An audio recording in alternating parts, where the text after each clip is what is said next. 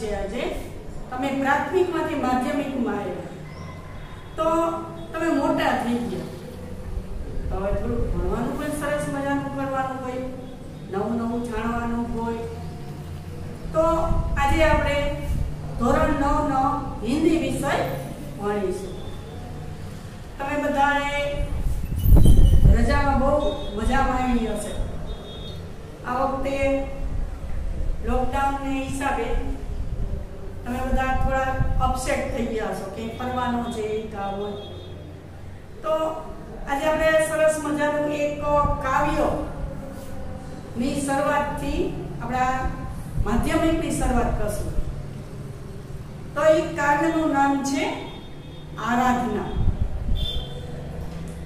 आराधना किसे कहते हैं? तो आराधना का अर्थ होता है प्रार्थना, विनती। हम किसी काम की शुरुआत प्रभु की प्रार्थना से करते हैं तो हमारा जो कार्य की शुरुआत होती है वो अच्छी होती है। तो आज हम ऐसे ही सुंदर काव्य आराधना से हम शुरुआत करेंगे। आराधना के कवि है वसंत पापड़। तो वसंत पापड़ का जन्म 1922 और उसका निधन के मृत्यु 2002 में हुआ था। श्री वसंत पापड़ ख्यातनाम कवि है। जब हम 8वीं तक पढ़ते थे, प्राथमिक में थे, तब हमको कवि परिचय लेखक परिचय की कोई जरूरत नहीं थी। हम इसका नाम ही जानते थे। अब हम माध्यमिक में आएंगे तो हमारा कवि परिचय, कवि का जन्म, उसका निधन, उसका उपनाम, उसका साहित्य, ये सब हमको याद रखना पड़ेगा क्योंकि उसमें से हमको कई प्रश्न पूछे जाएंगे। तो विद्यार्थी मित्रों, सब लोग ये सब याद रखना। और सबसे अच्छी बात तो ये है कि हमको कोई प्रश्न याद करना होता है तो उस काव्य का जो सार है वो याद रखना पड़ेगा। सबसे पहले तो हमको ये काव्य है उसका याद करना है, कथन करना है।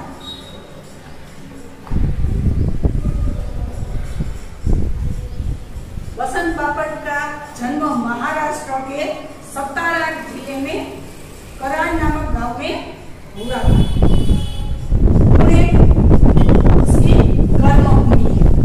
कर्मभूमि से वहां उसने काम किया था, बहुत सारा परिश्रम किया था। राष्ट्र सेवा दल में आप अग्रणी रहे थे। राष्ट्र सेवा देश की सेवा में वो आगे रहते थे। व्यवसाय से प्राध्यापक रहे, शिक्षक रहे। आपके काव्यों में राष्ट्रभक्ति, समाज जागरण एवं मानवीय संवेदना से व्यक्त हुए। उसकी काव्य रचना कैसी कैसी तो के देशभक्ति, राष्ट्र ने लगती, पची लोगों में कुछ नया आवे, जागरूकता आवे, नई दिशा में वो आगे बढ़े, ऐसी उसकी कविताएं और संवेदना के लागणी, उसका सुख दुख वो लोग जान सके, ऐसी उसकी काव्य की रचना थी। प्रस्तुत प्राथम में सत्य शिवम सुंदरम की भावना के साथ दीन दुखियों की रक्षा करना, मानवता की उपासना करना, भेदभाव को दूर करना, भेदभाव से मुक्ति होकर विश्व बंधुत्व की साधना करना। तो इस काव्य का सार किया है। तो क्या सत्य सुंदर और शिवम उसकी साधना करना, देखिए सत्य ने रस्ते चालू, भगवान की उपासना करवी અને લોકોના મનમાં સુંદર વિચારો લાવવા, આ ત્રણેય ઉદ્દેશ્યથી એને આ કાર્યની रचना कही छे। दीन दुखियों के रक्षा करना। दीन, यहाँ दीन का मतलब गरीब होता है। दीन એટલે દિવસ से भान और दीन એટલે गरीब पण होता है। तो जब रसवाई होता है तो उसका दीन એટલે दिवस होता है और दीर्घई होता है तो उसका अर्थ होता है गरीब। तो क्या दीन दुखी એટલે गरीब અને दुखी लोगों की सेवा करना, उसको मददरूप करना, उसके किसी काम की जरूरत हो तो हर हमेशा हम तैयार रहना चाहिए। और रक्षा करना, कोई दुर्बल व्यक्ति होता है तो उसकी हम रक्षा करते हैं कि किसी के सामने लड़ने के सामना करने से असमर्थ हो तो उसी को हम मदद रूप हो मानवता की उपासना के मानस की हम मदद रूप हो जाए, उसकी जरूरियात पूरी करें और उसका आदर सत्कार करें। मानवता ले उसकी आदर सत्कार करना, उसको मान देना, उसके साथ सारा व्यवहार करना, ये हमारे जीवन में होना चाहिए। भेदभाव को दूर करना, भेदभाव, ऊंच नीच, जाति पाति, गोरे काले और गरीब दीन दुखिया, उसका सभी भेदभाव नहीं होना चाहिए हमारे मन में। सबको एक नजर से देखना चाहिए, ऐसी हमारे मन में भावना होनी चाहिए, ऐसा कभी कहते हैं।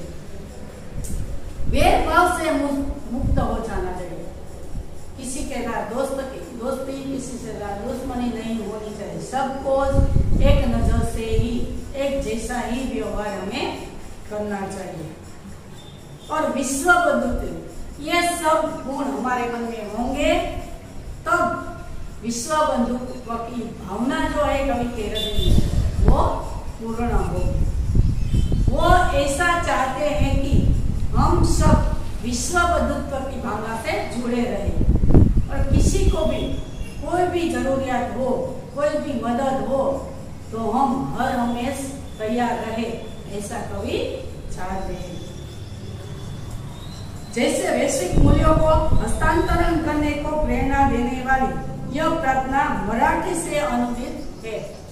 कवि ने पहले ये काव्य है वो मराठी में था, वसंत पापट ने उसको हिंदी में अनुवाद किया। तो अब हम देखेंगे तो सब अपनी पाठ्य पुस्तक खोलकर रखें और सबसे पहले हम प्रभु की प्रार्थना करने के साथ हमारे काव्य की शुरुआत करेंगे। देह मंदिर चित्त मंदिर एक ही है प्रार्थना। देह मंदिर चित्त मंदिर, देह એટલે शरीर रूपी मंदिर और मन रूपी मंदिर दोनों से एक ही है हमारी प्रार्थना है। कौन सी? सत्य सुंदर मांगल्य की नित्य हो आराधना। सत्य सुंदर और मांगल्य, सत्य એટલે સત્યને રસ્તે ચાલવા વાળા, સચ્ચા બોલા, सत्य मानस जो हर हमेशा सच बोलने के लिए तैयार होता है। मांगल्य शुभ करना, शुभ फल आपना के कुछ अच्छा करने वाले, सुंदर के लोगों के मन में सुंदर विचार आए, आगे बढ़ने की, किसी की मदद उठाने का ऐसा सुंदर विचार आए। हमारा अच्छा विचार देश को आगे ले जा सकता है। नित्य हर रोज, हर हमेशा, हर पल आराधना એટલે प्रार्थना। यहाँ मैंने सब शब्दार्थ लिखे हैं जिससे तुमको काव्य समझने में सरलता होगी और इस सब शब्दार्थ को तुम्हारे अपनी जे बाकी बुक बनाना है, उसमें ये लिखना है सुंदर अक्षर। मैं लास्ट में कहूंगी कि तुमको कैसे बुक बनाना है। तो देह मंदिर चित्त मंदिर एक ही ये प्रार्थना सत्य सुंदर मांगल्य की नित्य हो आराधना। कवि क्या कहना चाहते हैं? तो क्या लोगों की मन में सुंदर विचार आए और शरीर और मन थी सत्य शिव और सुंदर की आराधना करे, देखिए प्रार्थना करे, लोगों के सत्य ने मार्गे चलने का विचार प्रकट करे, उसके मन में सुंदर विचारों आवे और एक बीजा को मदद रूप करने का हर हमें तैयार है। आगे देखिए, दुखियारों का दुख जाए है यही मन कामना, वेदना को परख पाने जगाए संवेदना। दुखी लोग है जो किसी के पास शरीर मन तन मन धन सबसे वो दुखी है, तो उसको हम मदद होए, उसका जो दुख है वो हम दुख दूर करने की शुरुआत करें। दुख भय वो दूर करने की मदद करें। यही मनोकामना के मन की इच्छा। जो लोग है, जो दुखी लोग है, उसको हम दुखों से मुक्त हो जाए ऐसी हम मदद करेंगे और मनोकामना यानी कि मन की इच्छा रखेंगे। वेदना को परखना जगाए संवेदना में स्थान होती। वेदना ले पीड़ा कष्ट, उसको किस बात की पीड़ा है, उसको किस बात का कष्ट है, वेदना है, उसको हम समझ पाए ऐसी हमारी मनोवृत्ति होनी चाहिए। ऐसी हमारे में एक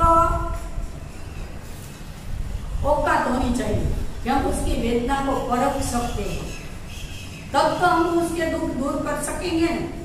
जब उसकी पीड़ा क्या है यही हम नहीं समझेंगे तो वो उसकी पीड़ा हम कैसे दूर करेंगे? तो कहते कि दुखियारों के दुख जाए यही मन कामना, दुखी लोगों दुखों से मुक्त हो जाए ऐसी हमारी मन की इच्छा है। वेदना को परख पाने जगाए संवेदना, वेदना पीड़ा नो हम परख पाए, समझ पाए उसकी वेदना को, ऐसी संवेदना इतनी सहानुभूति हमारे मन में होनी चाहिए। दुर्बलों के रक्षण पौरुष की साधना। दुर्बल कमजोर, जो लोग कमजोर है कि वो किसी के सामना करने की हिम्मत नहीं रखते, उसी लोगों में हम एक हिम्मत बढ़ाए और उसकी रक्षा करें। तो उसकी रक्षा करने के लिए हम हर हमेशा तैयार रहना चाहिए हमको। तो क्या रक्षण लेके रक्षण करवा, पौरुष ले मतदान की के उसकी सामना करने की हमारे में ताकत होनी चाहिए। पौरुषों की साधना ले आराधना।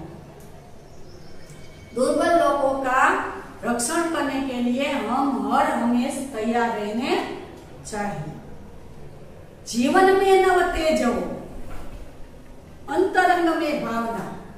जीवन में कि हरेक ने जीवन में नव तेज लेकिन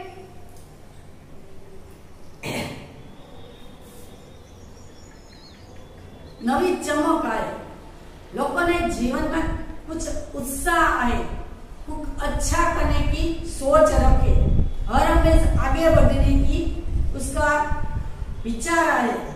तो क्या जीवन में नव तेज हो, उसके जीवन में कुछ अच्छा हो, अंतरंग में बना ऐसा विचार हमारे मन में हृदय से होनी चाहिए। सुंदरता की आस हो, मानवता की हो उपासना। हरेक के जीवन में, हरेक के मन में सुंदरता, अच्छे अच्छे विचार आए,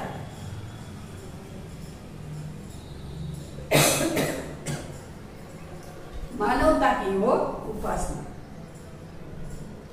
मानसना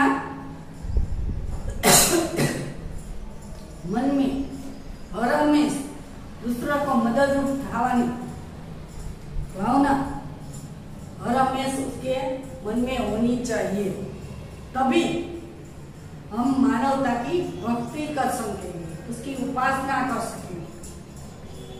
हम कहीं कहीं कहते हैं, कई बार ऐसा होता है कि कोई व्यक्ति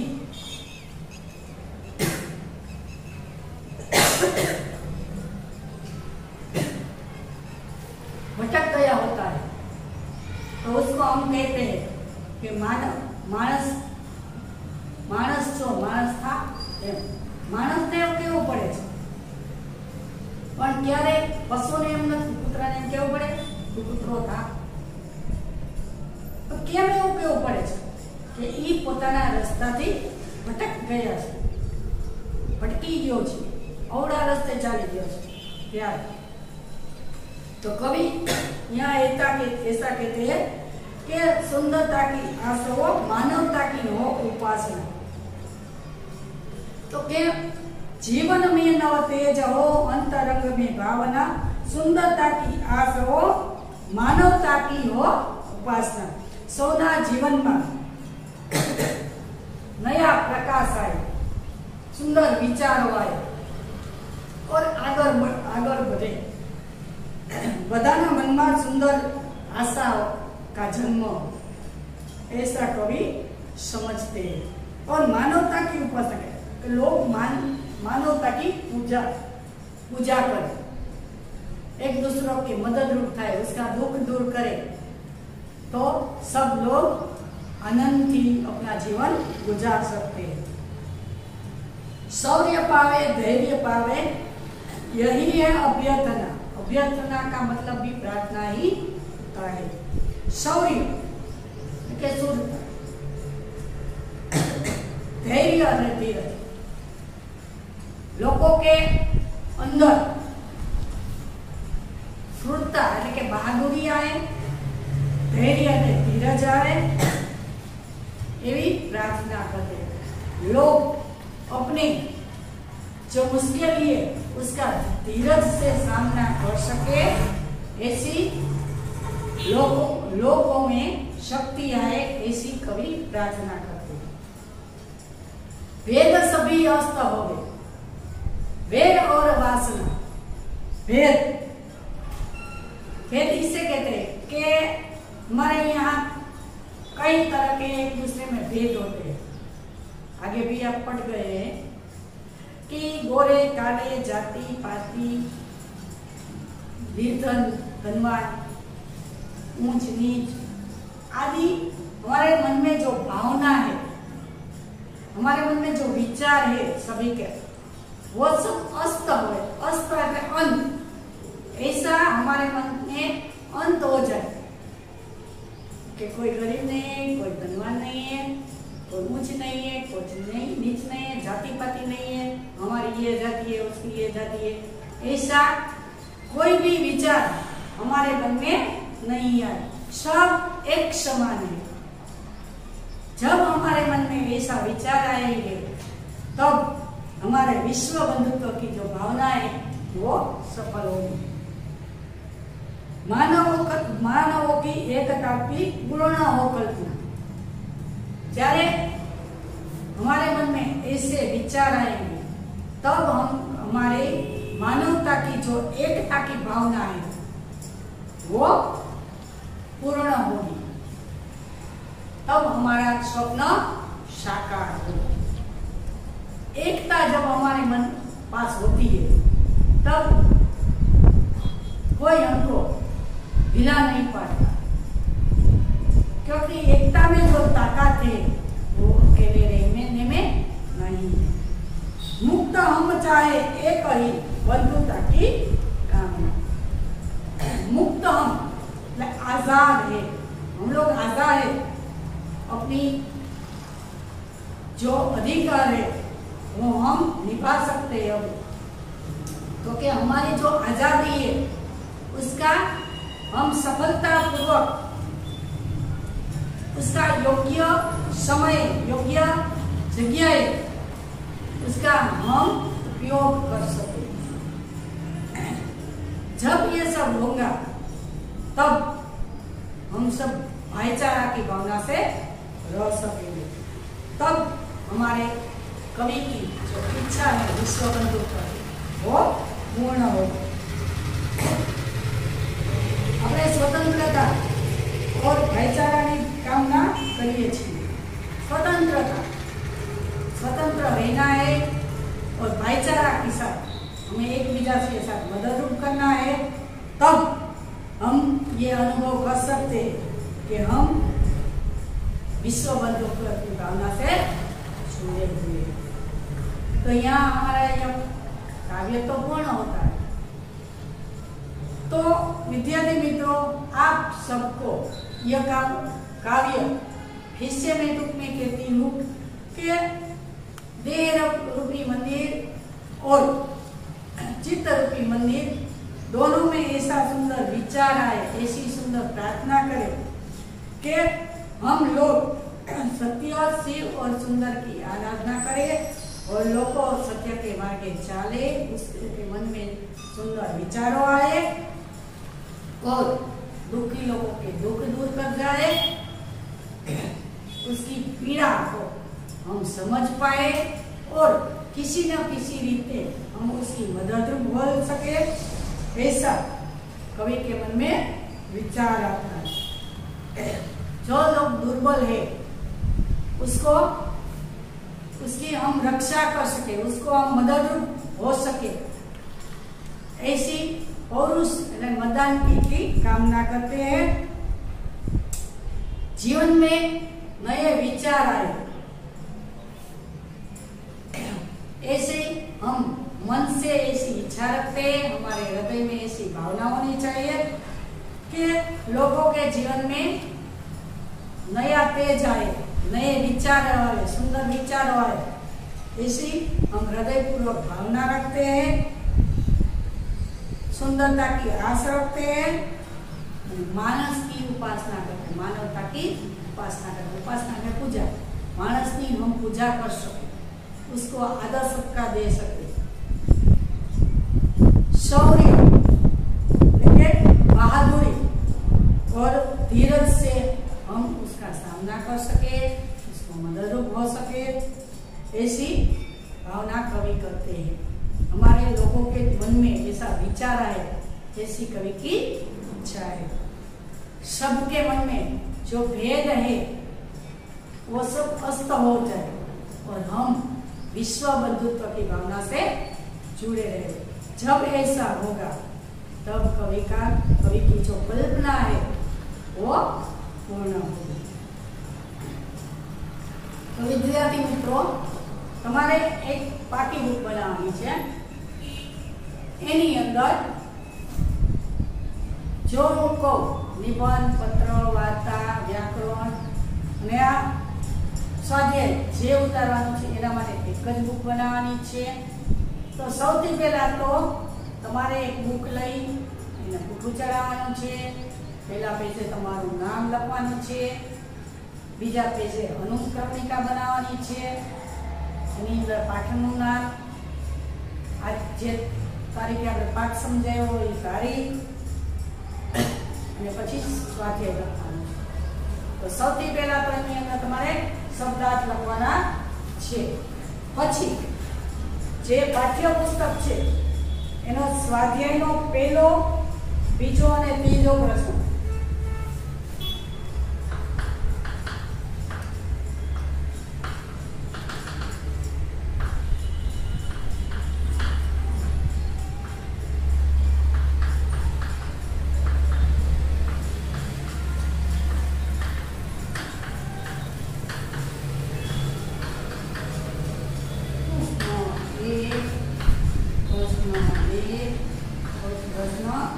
3 બાકી રૂપમાં સારા અક્ષરે લખવા.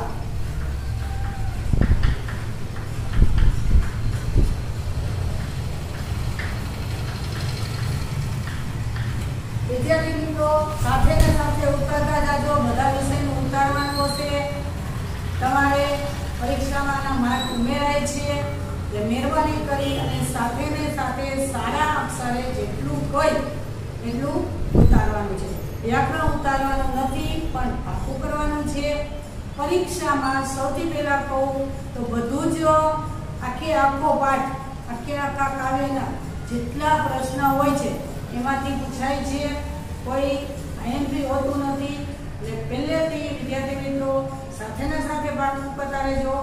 ગમે ત્યારે આપણે આની એક્ઝામ લેશું તો વિદ્યાર્થી મિત્રો ધ્યાન રાખી પાઠ્યપુસ્તક ઉતારજો અને પાકું કરજો. એટલે કાવ્ય કંઠસ્થ કરવાનું છે, એટલે કાવ્ય મોઢે પાકું કરવાનું છે.